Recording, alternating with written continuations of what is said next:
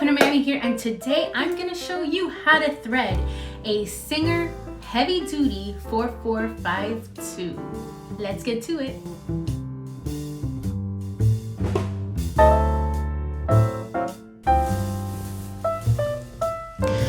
Okay, so we're going to start off by putting your thread on the spool pin. And then usually all machines, well, on newer machines or older machines will have drawings and numbers on steps. So you'll first clip it on and just follow the lines on the machine. You're gonna go down here and then you are going to curve up.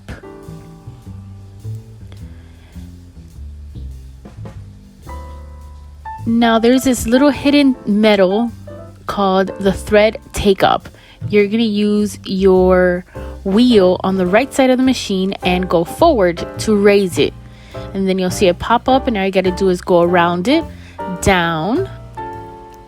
Then in the bottom, there is a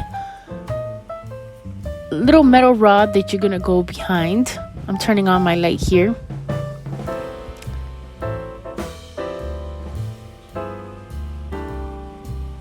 If your machine doesn't have a light, you'll be able to buy an accessory for it. So you see I go behind this little thing. Then there's a little hook right before putting it on the needle. And now you are going to thread your needle.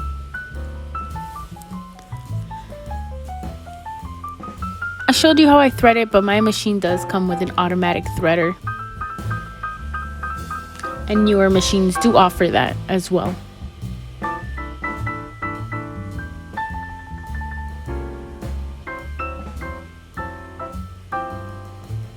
Once you thread it, you're going to bring it under your foot and pull it back along with your bobbin. Always make sure that before every stitch, your strings are on the back. If that helped you out, please let me know down below. If you have any questions, let me know as well. And if you like it, please like and subscribe below. And until next time, have a wonderful day.